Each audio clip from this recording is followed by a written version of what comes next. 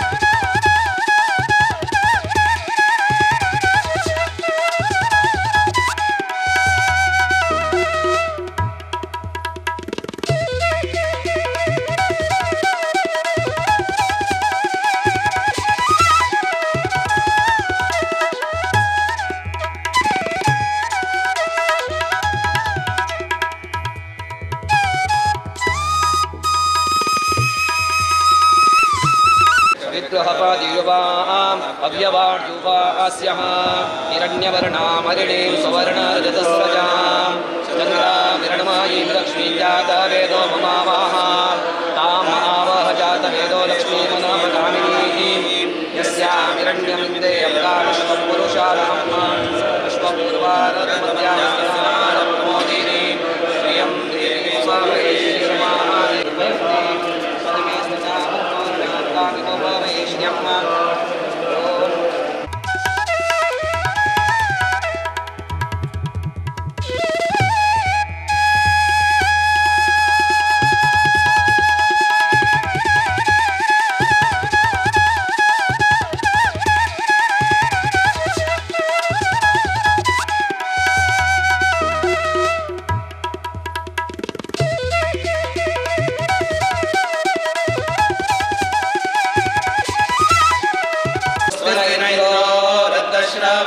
स्वस्ति न पूषा विश्ववेदाः स्वस्ति नस्तार्क्ष्यो अरिष्टनेमिः स्वस्ति नो बृहस्पतिर्दधातु ॐ शन्नो मित्रशं वरुणः शन्नो भगवत्पर्यमा शन्न इन्द्रो बृहस्पतिः शन्नो विष्णुरुक्रमः नमो ब्रह्मणे नमस्ते वायो त्वमेव प्रत्यक्षं ब्रह्मासि त्वामेव प्रत्यक्षं ब्रह्म वदिष्यामि रतं वदिष्यामि सत्यं वदिष्यामि तन्मावतु तद्भक्तारमवतु अवतु माम् अवतु भक्तारम् ॐ सहना भवतु सहनौ भुनक्तु सह वीर्यं करवावहै तेजस्विनावधीतमस्तु मा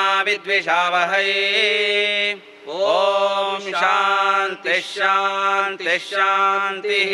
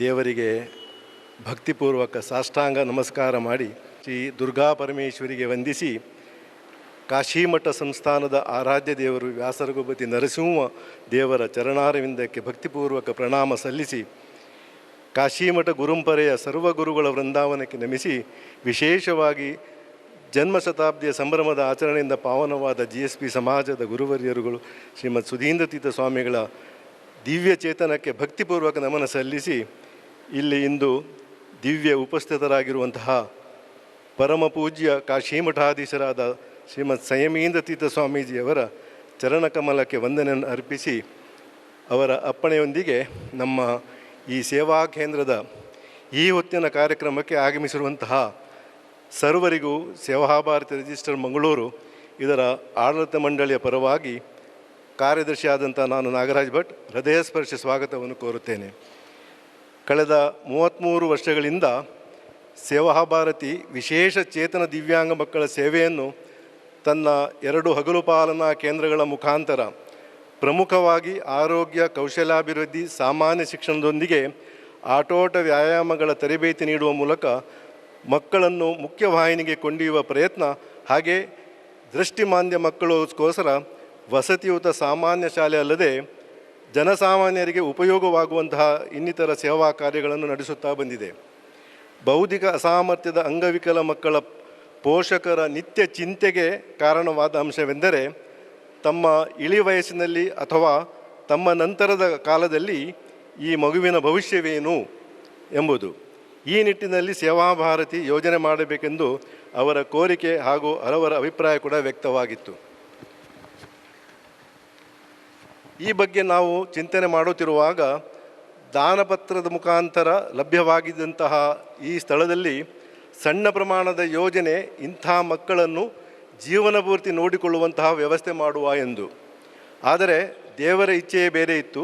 ಇನ್ಫೋಸಿಸ್ ಫೌಂಡೇಶನ್ ಸಂಸ್ಥೆ ನಮ್ಮ ಒಂದು ಮನವಿಗೆ ಸ್ಪಂದಿಸಿ ಈ ವಿಶಾಲವಾದ ಆವರಣ ಕ್ಯಾಂಪಸ್ನೊಂದಿಗೆ ಈ ಕಟ್ಟಡ ಕಟ್ಟಿಕೊಡಲು ಮುಂದೆ ಬಂದು 2020ರಲ್ಲಿ ಕಾಮಗಾರಿ ಆರಂಭಿಸಿತ್ತು. ಆದರೆ ಕೋವಿಡ್ನಿಂದಾಗಿ 2 ವರ್ಷಗಳ ಕಾಮಗಾರಿ ವಿಳಂಬ ಮತ್ತು ಅವರ ಆಡಳಿತ ಮಂಡಳಿಯ ಬದಲಾವಣೆಗಳಿಂದ ಕಟ್ಟಡ ಕಾಮಗಾರಿ ಮಂದಗತಿಯಲ್ಲಿ ನಡೆದು ಇದಕ್ಕೆಂದೇ ನಿಗದಿಪಡಿಸಿದ ನಿಧಿ ಸುಮಾರು 38 ಕೋಟಿ ಖರ್ಚಾಗಿ ಕಟ್ಟಡದಲ್ಲಿ ಬೇಕಾದ ಮೊದಲನೇ ಅಂತಸ್ತನ್ನು ಕಟ್ಟುವುದು ಅವರು ಕೈಬಿಟ್ಟರು. ಈ ಮೊದಲನೇ ಅಂತಸ್ತಿನಲ್ಲಿ ಪ್ರಮುಖವಾಗಿ ಹಾಸ್ಟೆಲ್ ಕೊಠಡಿಗಳು, ವಿಶೇಷ ಶಿಕ್ಷಕರ ತರಬೇತಿಗೆ ಬೇಕಾದಂತಹ ತರಬೇತಿ ಕೊಠಡಿಗಳು ಇತ್ಯಾದಿ ಅನೇಕ ಅಗತ್ಯ ವ್ಯವಸ್ಥೆ ಅಲ್ಲಿತ್ತು. ಆದ್ದರಿಂದ ಈ ಅಂತಸ್ತನ್ನು ಈಗ ನಾವು ಇತರ ದಾನಿಗಳು ಹಾಗೂ CSR ಫಂಡ್ಗಳ ಮುಖಾಂತರ ಪೂರ್ಣಗೊಳಿಸಬೇಕಾಗಿರುತ್ತದೆ. ದಿವ್ಯಾಂಗ ಮಕ್ಕಳ ವಾಸ್ತವ್ಯ ಇಲ್ಲಿ ಆರಂಭವಾದ ಮೇಲೆ ಕಟ್ಟಡದ ಕಾಮಗಾರಿ ಅಪಾಯಕಾರಿ ಆದುದರಿಂದ ನಾವು ಈಗಲೇ ಕೈ ಹಾಕಬೇಕಾಯಿತು. ಶ್ರೀ ಹರಿ ಮುಂದೆ ಬಂದು ಈ ಕಾಮಗಾರಿ ಶೀಘ್ರದಲ್ಲಿ ಪೂರ್ಣಗೊಂಡು ತುಂಬ ಅವಶ್ಯಕತೆ ಇರುವ ವಿಶೇಷ ಚೇತನ ಮಕ್ಕಳ ಜೀವನ ಪೂರ್ತಿ ನೋಡಿಕೊಳ್ಳುವಂತಹ ನಮ್ಮ ಈ ಯೋಜನೆ ಸಫಲವಾಗಬಹುದೆಂಬುದು ನಮ್ಮ ಆಶಯ.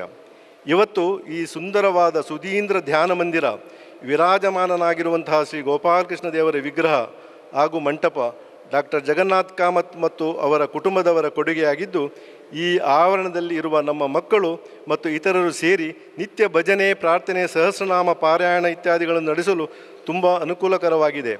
ಪರಮ ಪೂಜ್ಯ ಸ್ವಾಮೀಜಿಯವರ ಅಮೃತ ಹಸ್ತದಿಂದ ಅನಾವರಣಗೊಂಡಿದ್ದುದರಿಂದ ಇದರ ಪಾವಿತ್ರ್ಯತೆ ಇನ್ನೂ ಜಾಸ್ತಿಯಾಗಿದೆ.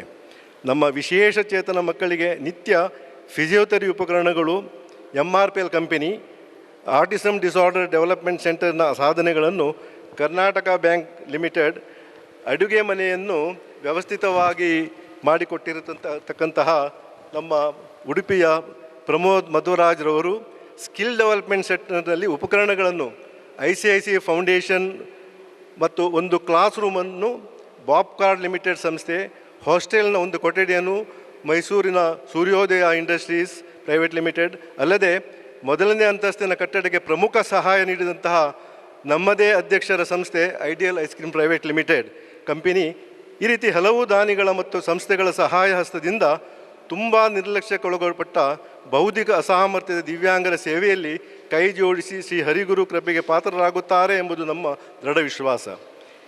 ಈ ಯೋಜನೆಯಲ್ಲಿ ಕುಡಿಯುವ ನೀರಿನ ವ್ಯವಸ್ಥೆಯನ್ನು ನಮಗೆ ದಾನವಾಗಿ ಕೊಟ್ಟಂಥದ್ದು BSF ಲಿಮಿಟೆಡ್. ಈ ಯೋಜನೆಯ ಪ್ರತಿ ಹಂತದಲ್ಲಿ ಬಂಟ್ವಾಳದಿಂದ ಭಟ್ಕಳವರೆಗಿನ ಶ್ರೀ ಕಾಶಿಮಠ ಸಂಸ್ಥಾನದ ಗುರು ಪರಂಪರೆಯ ವೃಂದಾವನಕ್ಕೆ ಭೇಟಿ ನೀಡಿ ನಾವು ಆಶೀರ್ವಾದ ಪ್ರಸಾದ ಸ್ವೀಕರಿಸಿ ಮುಂದುವರೆದಿದ್ದು, ಪ್ರತಿ ಹಂತಗಳಲ್ಲಿ ಶ್ರೀ ಗುರುಗಳ ಆಶೀರ್ವಾದ ಪಡೆದದ್ದು, ಗುರುಗಳ ಹತ್ತಿರ ನಾವು ಎದುರಿಸಿದ ಕಷ್ಟಗಳನ್ನು ವ್ಯಕ್ತಪಡಿಸಿದಾಗ ಶ್ರೀ ಗುರುಗಳು ನಮಗೆ ಧೈರ್ಯ ತುಂಬಿದ್ದು. ಹೇಗೆಂದರೆ, ನಿಮ್ಮ ಸಂಸ್ಥೆಯೇ ಚೇತನಾ ಶಾಲೆ ಹಾಗೂ ಆಡಳಿತ ಕಚೇರಿ ಇರುವ ಕಟ್ಟಡ ನಮ್ಮ ಹಿರಿಯ ಗುರುಗಳಾದ ಶ್ರೀಮದ್ ಸುಧೀಂದ್ರತೀರ್ಥ ಸ್ವಾಮಿಗಳಲ್ಲವೇ ಫೌಂಡೇಶನ್ ಹಾಕಿದ್ದು. ಆ ಕಟ್ಟಡದ ಜಾಗ ವೆಂಕಟರಮಣ ದೇವರ ಜಾಗ ಅಲ್ಲವೇ? ಹಾಗಿರುವಾಗ ನಿಮ್ಮ ಕಾರ್ಯ ಸ್ವಲ್ಪ ಕಷ್ಟವೆನಿಸಿದರೂ ಸುಗಮವಾಗಿ ನಡೆಯುತ್ತದೆ ಎಂದು ಆಗಾಗ ನಮಗೆ ಜ್ಞಾಪಿಸಿ ಆಶೀರ್ವಾದ ಮಾಡುತ್ತಿದ್ದುದು ನಮಗೆ ತುಂಬ ಪ್ರೋತ್ಸಾಹದಾಯಕವಾಗಿ ಈ ಹಂತಕ್ಕೆ ನಮ್ಮ ಈ ಯೋಜನೆ ಬಂದು ತಲುಪುವಂತಾಗಿದೆ. ಇವತ್ತು ನಮಗೆ ಧನ್ಯತಾಭಾವದಿಂದ ಹೃದಯ ತುಂಬಿ ಬರುತ್ತಿದೆ. ಏಕೆಂದರೆ ನಮ್ಮ ಪ್ರಿಯ ಗುರುಗಳ ಚರಣಕಮಲ ಸ್ಪರ್ಶ ಈ ಜಾಗಕ್ಕೆ ಆಗಿದ್ದು, ಇಲ್ಲಿಯ ಸುಸಜ್ಜಿತ ಕಟ್ಟಡದ ವ್ಯವಸ್ಥೆ, ಸುಂದರವಾದ ಉದ್ಯಾನವನ, ಶ್ರೀ ದೇವರ ಅನುಗ್ರಹ, ಪರಮಪೂಜ್ಯ ಸ್ವಾಮೀಜಿಯವರ ಆಶೀರ್ವಾದ ಎಲ್ಲ ಒಟ್ಟು ಸೇರಿ ದೇವರಂತೆ ಇರುವ ದಿವ್ಯಾಂಗ ಮಕ್ಕಳು ಇಲ್ಲಿ ಬಂದು ಸೇರಿದಾಗ ಅವರ ಮುಂದಿನ ಜೀವನ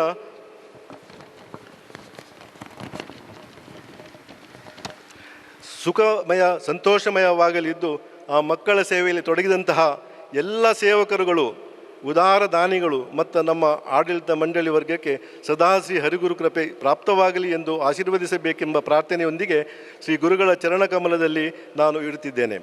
ಹಾಗೆ ನನ್ನ ಮಾತಿನಲ್ಲಿ ಏನಾದರೂ ತಪ್ಪುಗಳಿದ್ದಲ್ಲಿ ಗುರುಗಳು ಕ್ಷಮಿಸಬೇಕೆಂದು ಬೇಡಿಕೊಳ್ಳುತ್ತಾ, ಶ್ರೀ ಗುರುಗಳು ನಮ್ಮನ್ನು ಹಾಗೂ ಬಂದಿರತಕ್ಕಂಥ ಎಲ್ಲರನ್ನು ಆಶೀರ್ವದಿಸಬೇಕೆಂದು ಮಗದೊಮ್ಮೆ ಪ್ರಾರ್ಥಿಸಿ ನನ್ನ ಮಾತಿಗೆ ವಿರಾಮ ಕೊಡುತ್ತೇನೆ. ಶ್ರೀಮದ್ ಸುಧೀಂದ್ರತೀರ್ಥ ಸ್ವಾಮಿ ಮಹಾರಾಜ್ ಕಿ ಜೈ. ಪ್ರಥಮವಾಗಿ ದೇವರ ಹಾಗೆ ನಮ್ಮ ಸ್ವಾಮೀಜಿಯವರ ಸ್ಮರಿಸುತ್ತಾ ಇಲ್ಲಿ ಬಂದವರಿಗೆ ಶುಭಾಶೀರ್ವಾದವನ್ನು ಕೊಡ್ತಾ ಇದ್ದೇವೆ. ಸೇವಾ ಭಾರತಿ ಎಂದು ಅದರ ಅರ್ಥವೇ ಏನು? ಸೇವೆಯನ್ನು ಜನರಿಗೆ ಅರ್ಪಿಸುವುದು ಎಂದು.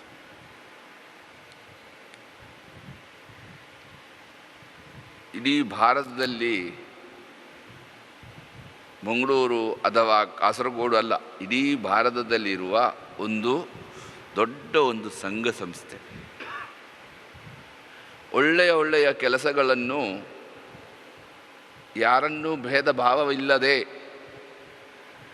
ಯಾರು ಕಷ್ಟದಲ್ಲಿದ್ದಾಯೋ ಆ ಕಷ್ಟಕ್ಕೆ ಅದು ಮೆರಿಟ್ ಅಡಿಸ್ಥಾನದಲ್ಲಿಯೇ, ಹೀಗೆ ಅಲ್ಲ, ಯಾರಿಗೆ ಕಷ್ಟದಲ್ಲಿದ್ದೇವೆಯೋ ಅವರಿಗೆ ಅರ್ಪಿಸುವವರು, ಏನೂ ಫಲ ಇಚ್ಛಿಲ್ಲದೆ ಮಾಡುವ ಸಂಘ ಸಂಸ್ಥೆ. ಇಲ್ಲಿಯೂ ಮಂಗಳೂರಿನಲ್ಲಿ ಇರುವ ಸಂಘ ಸಂಸ್ಥೆ ಸೇವಾ ಭಾರತಿ ದೊಡ್ಡ ಎಲ್ಲ ಸೇವಾ ಭಾರತಿ ಮಾಡಿದ್ದಾರೆ. ಆದರೂ ಕೂಡ ಇಲ್ಲಿ ಅದಕ್ಕೆ ಮೇಲೆ ದೊಡ್ಡ ಹೆಜ್ಜೆಯನ್ನು ಕೂಡ ಹಾಕಿದ್ದೀರಿ. ನಮಗೆ ಅಷ್ಟು ಒಳ್ಳೆಯದಾಗಿ ಕನ್ನಡ ಬರುವುದಿಲ್ಲ, ಮಾತಾಡುವುದಕ್ಕೆ ಸ್ವಲ್ಪ ತೊಂದರೆ ಇದೆ. ಆದರೆ ಅವರು ಕನ್ನಡದಲ್ಲಿ ಪ್ರಾಸ್ತಾವಿಕ ಮಾಡಿದ್ದರಿಂದ ನಾವು ಮಾತಾಡ್ತಾ ಇದ್ದೇವೆ. ದೊಡ್ಡ ಹೆಜ್ಜೆಯನ್ನು ಹಾಕಿದ್ದಾರೆ. ಯಾವ ಹೆಜ್ಜೆ? ದೇವರು ನಮಗೆ ಎಷ್ಟು ಸೌಭಾಗ್ಯ ಕೊಟ್ಟಿದ್ದೇವೆ ಎಂದರೆ ಅದು ನಮಗೆ ಗೊತ್ತಾಗುವುದಿಲ್ಲ. ನಾವು ಸಣ್ಣ ದುಃಖ ಬಂದರೆ ಎಷ್ಟು ದುಃಖಪಡಿಸುತ್ತಾರೆ ಎಂದರೆ ಅದಕ್ಕೆ ಲೆಕ್ಕವೇ ಇಲ್ಲ.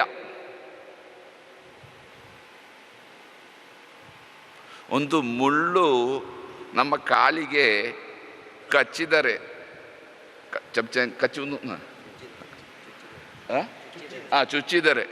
ಚುಚ್ಚಿದರೆ ಎಷ್ಟು ನೋವಾಗುತ್ತದೆ.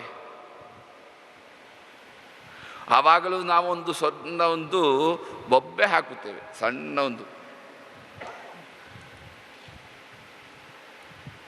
ನಾವು ಎಣಿಸಿ ಆವಾಗಲೇ ಬೇಡ, ಸಣ್ಣ ಗಾಯ ಆದರೂ ಕೂಡ ಸಾಕು, ಎಷ್ಟು ನೋವು ಅನುಭವಿಸ್ತೇವೆ. ನಮಗೆ ಇಷ್ಟು ದೇವರು ದುಃಖ ಕೊಟ್ಟಿದ್ದಾರಾ ಎಂದು. ಆದರೆ ಇಲ್ಲಿರುವ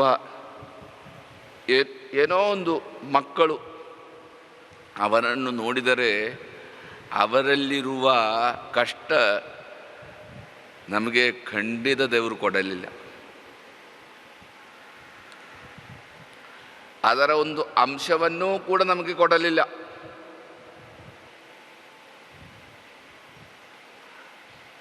ಅವರಿಗೆ ಒಂದು ದುಃಖ ಬಂದರೆ, ಒಂದು ನೋವು ಬಂದರೆ ಪ್ರಕಟಿಸುವುದಕ್ಕೂ ಆಗುವುದಿಲ್ಲ.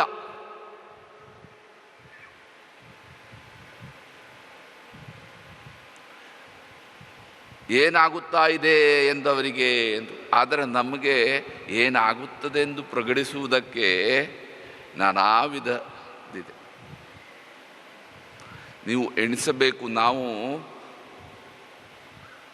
ನಮಗೆ ಅರ್ಥ ಆಗದೇ ಇರುವುದು ಏನೆಂದರೆ, ನಮಗೆ ದೇವರು ಇಷ್ಟು ಪ್ರಾರಬ್ಧ ಎಂದು ಕೊಟ್ಟಿದ್ದಾರೆ. ಆದರೆ ಅವರಿಗೆ ಕೊಟ್ಟ ಪ್ರಾರಬ್ಧ, ನಮಗೆ ಒಂದು ದುಃಖ ಬರುತ್ತದೆ, ಆ ದುಃಖ ಹೋಗುತ್ತದೆ. ಸುಖಸ್ಯಾಂದೇ ದುಃಖಂ ದುಃಖಸ್ಯಾಂದೇ ಸುಖಂ. ಆದರೆ ಆ ಮಕ್ಕಳಿಗೆ ಯಾವಾಗಲೂ ದುಃಖ. ಅವನನ್ನು ಕೂಡ ನಮ್ಮ ಒಂದು ಕರ್ತವ್ಯ, ಅವರನ್ನು ಕೂಡ ಶುಶ್ರೂಷ ಮಾಡುವುದು. ನಾನಾ ಜನ ಶುಶ್ರೂಷಾ ಕರ್ತವ್ಯ ಕರವನ್ಮಿತೇಹೇ. ಜನರ ಶುಶ್ರೂಷೆ ಮಾಡುವುದು ನಮ್ಮ ಕರ್ತವ್ಯ. ಆ ಮಕ್ಕಳನ್ನು ನೋಡುವುದು, ಅವರ ಕಷ್ಟಕ್ಕೆ ನಾವು ಸಣ್ಣ ಮಟ್ಟಿಗೆ ಸ್ಪಂದಿಸುವುದು ನಮ್ಮಿಂದ ಆಗುವುದು. ಆ ಒಂದು ಉದ್ದೇಶದಿಂದ ಪ್ರಾರಂಭವಾದ ಒಂದು ಸಂಘ ಸಂಸ್ಥೆ ಚೇತನ ಸೇವಾ ಭಾರತಿ ಅಂಡರ್ನಲ್ಲಿ. ಈಗ ಹೇಳಿದರು 33 ವರ್ಷ. ನಮ್ಮ ಹಿಂದೂ ಸಮಾಜದಲ್ಲಿ ಹೀಗಿರುವ ಸಂಘ ಸಂಸ್ಥೆಗಳು ಬಹಳ ಕಡಿಮೆ.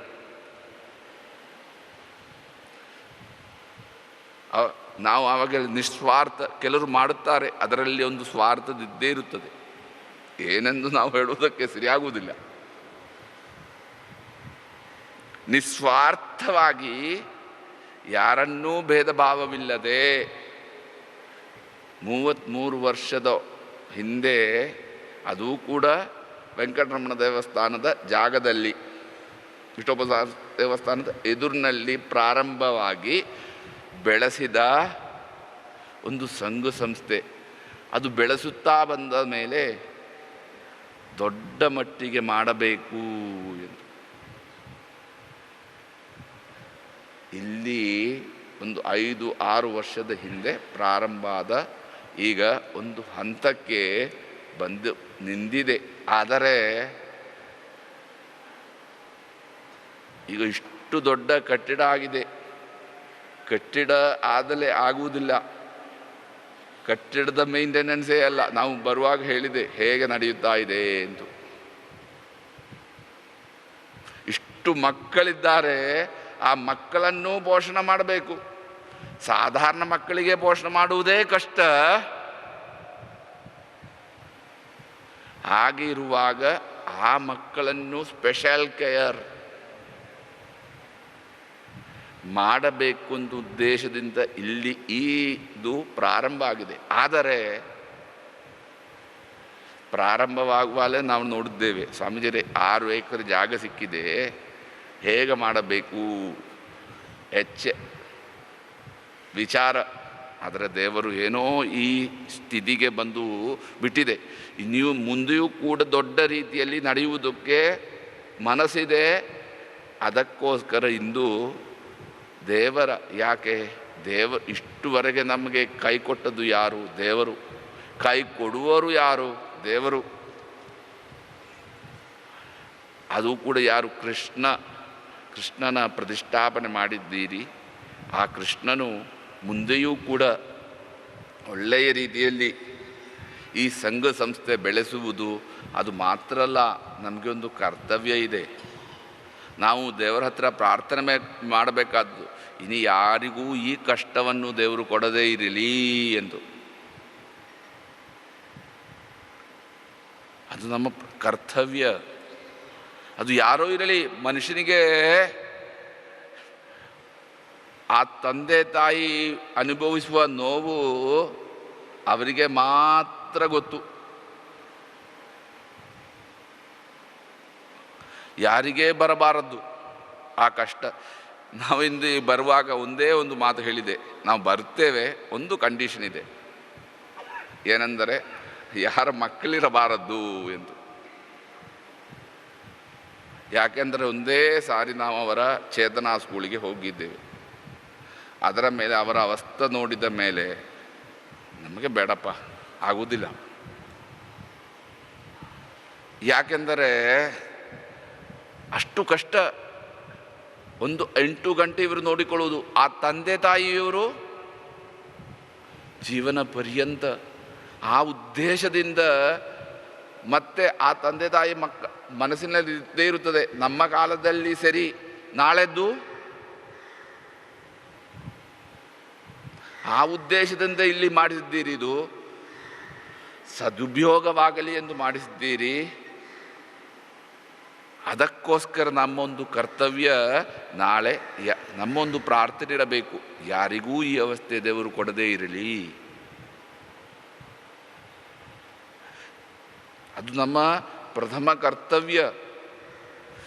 ಏನೋ ಕಾರಣದಿಂದ ಬಂದೇ ಬರುತ್ತದೆ ಸಂಸ್ಕಾರ. ಈಗ ಪುತ್ತೂರು ಸೈಡ್ ಅಥವಾ ಕಾಸರಗೋಡು ಸೈಡ್ ಎಂಡೋಸಲ್ಫಾನ್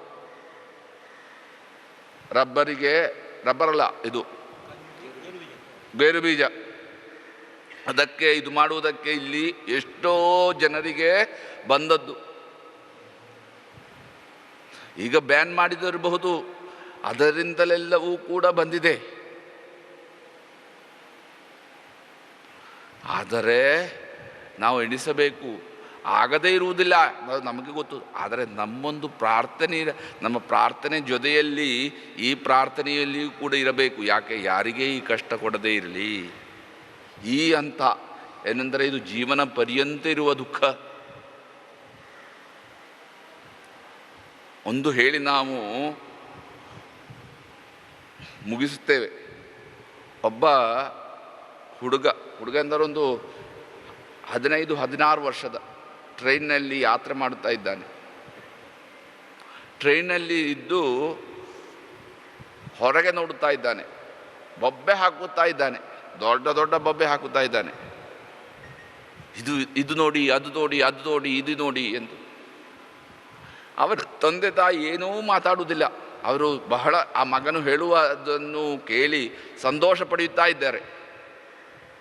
ಹತ್ತಿರ ಇದ್ದವನಿಗೆ ಇದು ಏನೊಂದು, ಈ ಹುಡುಗ ಯಾಕೆ ಹೀಗೆ ಮಾಡುತ್ತಾ ಇದ್ದಾನೆ, ಇವನಿಗೆ ತಲೆ ಸರಿ ಇಲ್ಲವೋ, ಅವನು ಹೀಗೆ ಮಾಡುತ್ತಾ ಇದ್ದಾನೆ, ತಂದೆ ತಾಯಿಗಳು ಏನೂ ಮಾತಾಡುವುದಿಲ್ಲ, ಇದು ಯಾಕೆ?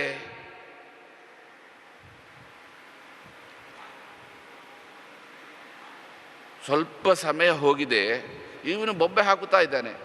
ಅಂತ್ಯದಲ್ಲಿ ಹತ್ತಿರುವ ಒಬ್ಬನು ಆ ತಂದೆ ತಾಯಿ ಹತ್ತಿರ ಕೇಳಿದೆ, ಏನು ನೀವು ಅವನು ಏನೇನು ಬೊಬ್ಬೆ ಹಾಕುತ್ತಾ ಇದ್ದೀರಿ, ನೀವು ಯಾಕೆ ಮಾತಾಡೋದಿಲ್ಲ, ಇದು ಸರಿಯಲ್ಲ, ಇದು ಟ್ರೈನು ಪಬ್ಲಿಕ್ ನ್ಯೂಸೆನ್ಸ್ ಆಗುತ್ತಾ ಇದೆ, ಇದಕ್ಕೆ ಯಾಕೆ ಎಂದು ಕೇಳಿದ್ದಾಗ, ಇಷ್ಟು ವರ್ಷ ಪರ್ಯಂತ ಆ ಮಗುವಿನಿಗೆ ಕಣ್ಣು ಕಾಣದೇ ಇಲ್ಲ, ಈಗ ಕಣ್ಣಿನ ಆಪರೇಷನ್ ಆಗಿ ಹೊರಗೆ ಬಂದಿದ್ದಾನೆ, ಟ್ರೈನ್ನಲ್ಲಿ ಕುಳಿತಿದ್ದಾನೆ, ಈ ಪ್ರಕೃತಿಯನ್ನು ದೇವರು ಸೃಷ್ಟಿ ಮಾಡಿದ್ದ ಪ್ರಕೃತಿಯನ್ನು ನೋಡುತ್ತಾ ಇದ್ದಾನೆ, ಅದಕ್ಕೋಸ್ಕರ ಅವನು ಬೊಬ್ಬೆ ಹಾಕುತ್ತಾನೆ ಅಂತ. ಒಂದು ಕಣ್ಣಿಲ್ಲದೆ ಇದ್ದರೆ ದೇವರು ಮಾಡಿದ್ದ ಬಹುಚಿತ್ರ ಜಗತ್ ಬಹುತಾಕರಣಾತ್, ಈ ಸೃಷ್ಟಿಯನ್ನು ಕಣ್ಣಿಲ್ಲದವನಿಗೆ ಕಾಣದೇ ಇದ್ದರೆ ಅವನು ಎಷ್ಟು ಕಷ್ಟ, ಜೀವನ ಪರ್ಯಂತಿರುವ ಕಷ್ಟ. ಆ ಕಷ್ಟವನ್ನು ದೂರ ಮಾಡುವುದಕ್ಕೆ ಅವರಿಗೆ ಒಂದು ಸಹಾಯ ಆಗುವಂತೆ, ಯಾರಿಗೆ? ತಂದೆ ತಾಯಿಗಳಿಗೆ. ಅವನ ಜೀವನದಲ್ಲಿ ಒಳ್ಳೆಯದಾಗಬೇಕು ಎಂಬ ಉದ್ದೇಶದಿಂದ ಈ ಸ್ಥಾಪನೆ ಮಾಡಿದ್ದುದು. ಈಗ 33 ವರ್ಷದಲ್ಲಿ ಬೆಳೆದು ಒಂದು ಅಶ್ವತ್ಥ ವೃಕ್ಷದ ಹಾಗೆ ಆಗಿದೆ. ಮುಂದೆಯೂ ಕೂಡ ಏನೂ ಕಷ್ಟ ಇಲ್ಲದೆ, ಏನು ವಿಘ್ನ ಬರುತ್ತದೆಯೋ ಆ ವಿಘ್ನಗಳನ್ನೆಲ್ಲವೂ ನಿವಾರಣೆ ಮಾಡಿ ಈ ಸ್ಥಾಪನಾ ಬೆಳೆಯಲಿ ಎಂದರೆ ಅರ್ಥ ಏನೆಂದರೆ ಜನರು ಹಾಗೆ ಬಂದು ಹೆಚ್ಚು ಬೆಳೆಯಲಿ ಎಂಬ ಅರ್ಥ ಅಲ್ಲ, ಬರಬಾರದ್ದು.